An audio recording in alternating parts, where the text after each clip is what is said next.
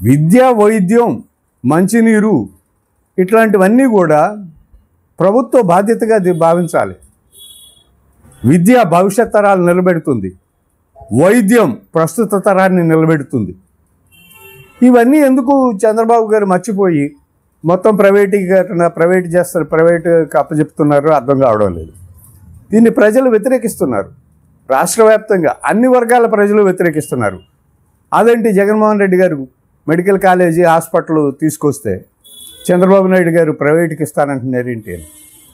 అసలు 17 మెడికల్ కాలేజీలు జగన్మోహన్ రెడ్డి గారు ఈ రాష్ట్రానికి ఇచ్చిన సంపద. అది సంపద సృష్టిస్తానని చంద్రబాబు నాయుడు గారు చెప్పారు కదా.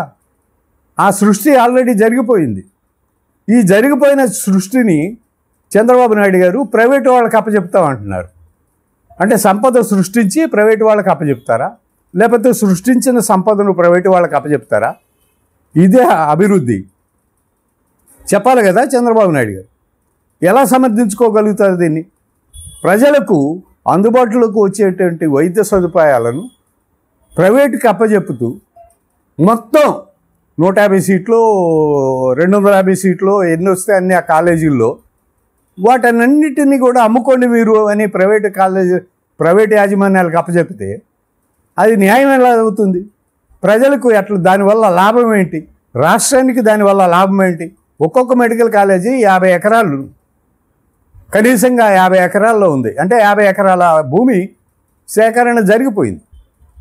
ఈ 50 ఎకరాల భూమిని ఇప్పుడు 500 కోట్లతో నిర్మాణం చేసిన భవనాలను వీటిని ప్రైవేట్ వాళ్ళకి అప్పచెప్తారా? ఇదంతా ప్రభుత్వ సంపద కదా, ప్రజల సంపద కదా. సంపద సృష్టి అంటే అదే కదా.